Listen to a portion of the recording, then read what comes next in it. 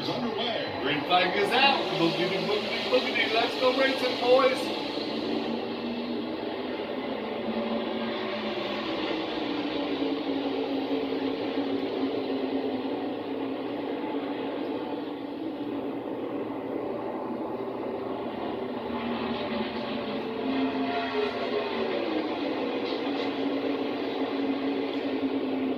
Wasted no time as Keselowski slides up in front of Gibbs to secure the second spot in turn 4.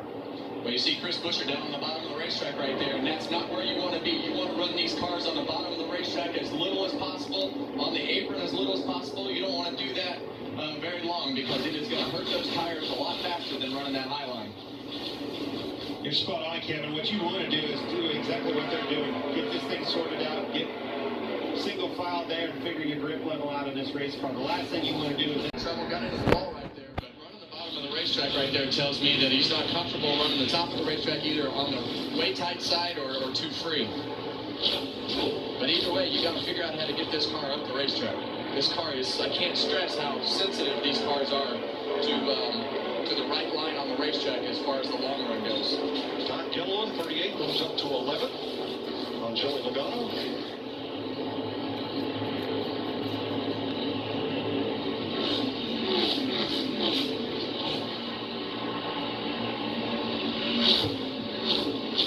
We talked with some of the drivers this weekend about tire wear here. Tire fall off in Darlington's always been, historically pretty high. After the repave about 5 years later, this track really took a turn to the old Darlington that it had been for many, many decades. Every lap that you count those tires, you paid for it in that long run. A lot of options, not just from the driver's standpoint, but also gives you options on pit road, how you want to split stages, when you want to put tires on, if you want to stop once, stop twice. The tire wear is so extreme, and the role that the driver has in that is more extreme than anywhere else where he goes. So it's definitely more of a battle within yourself or within your own car. Well, that's exactly right, Mike. I think Austin Cindric said it the best. This track is a battle. It's the driver against the racetrack, and part of the driver's job is, putting his car in the right spot, taking care of the tires. You can manage everything here, but the car's going to drive bad, and you got to do everything you can do to not hit the wall. We talk about these cars being a little more durable on the right side, but you still don't want to hit the wall and take a chance of banging a tire and breaking toe link or something. All right, Ross Chastain is headed back forward. He's passed Kyle Busch for 13th place, while Denny Hamlin continues to keep trying his teammate Martin Truex Jr., but without success. He's tried him on 2 of the last 5 laps. He's gotten underneath and alongside, but could not complete the pass. Yeah, and I think as you go through the beginning part of this race, everybody's car is going to stay decent for 12 to 15 laps. If your car is really good, you're going to be able to make passes easier if your car is handling good. So trying to keep yourself composed at the beginning part of these runs to not tear up your tires and run where you're not supposed to run is super important to make the passes easier as you go on in the run. So knowing that, Larry Mack, what's your race strategy? Sponsored by Verizon. Well, Mike, the strategy is pretty simple. Every time the yellow flag flies, 4 more Goodyear stickers. But you do have to remember, you only have 11 sets of tires, and that includes your qualifying scuff. These other 2 elements, a lot depends on how the cautions fall. And we're going to plan on splitting the first 2 stages in half, maybe pitting a few laps before the halfway point to get early advantage of those 4 fresh tires, and that longer third stage, 108 laps, split it into thirds.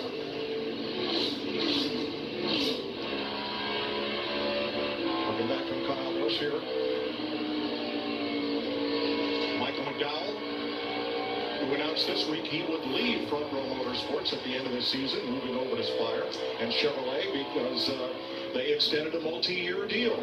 Yeah, that it makes for an interesting rest of the year. This is as early as we usually see these things happen, but obviously Michael feels like going to Spire is going to put him into a better position from a performance standpoint, but it puts him and the rest of his team in a difficult position for the rest of the year. Well, and silly season is open. I was going to say, it starts a domino effect. Yes, it does. Yes, it does. Coming to 13 laps complete, Tyler Reddick has led them all on Mother's Day at Darlington.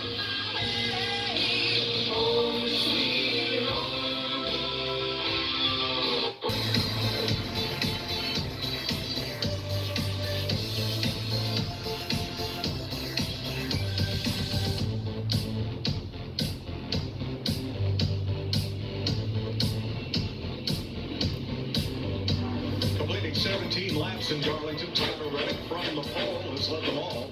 Brad Keselowski 1.2 seconds back. Ty Gibbs holding on to third after starting fourth, 2 seconds off the lead.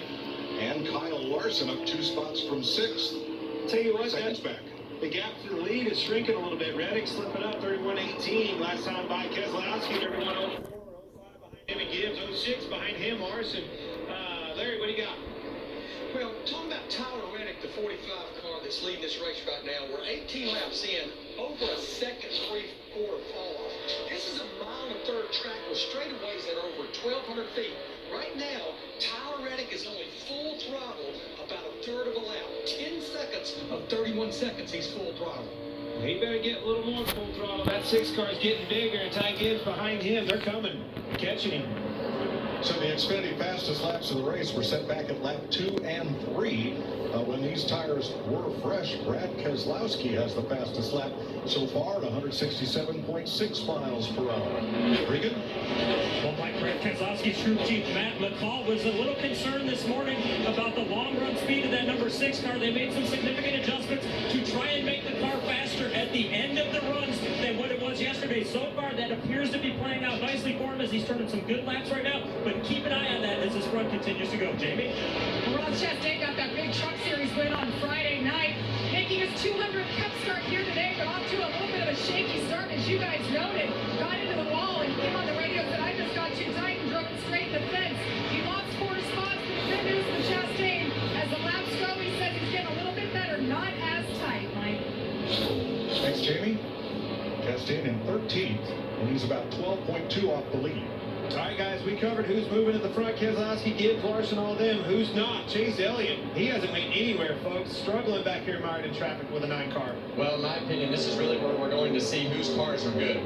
We got past lap 15 to 20, and I thought after we got past lap 20, you would really see whose cars were good, because that's when it's going to become easier to start passing. You're going to start to see the difference in the cars become greater because of the difference in the handling. So I hear Ross Chastain talk about being tight. I want to be a little bit tight, because as you go into this run, I feel like it's, the back of the car is going to be a little tougher to manage. All right, Kevin, you'd say passing. All right, they're starting to slip up. These guys are slowing down in front of you. Where am I making these passes? Well, the biggest thing is you want to be in position to make a pass when they make a mistake. When they touch the wall, they have to lift off a turn 2 is probably the easiest place, because with that patch and everything going down the back straightaway, if they miss the entry to turn 2 and can't turn down quite as good or have to lift on exit. You see up in the top center of the screen that gap shrinking foot by foot as Brad Keselowski draws a bead on Tyler Reddick. Wow. Let's come over, Brad.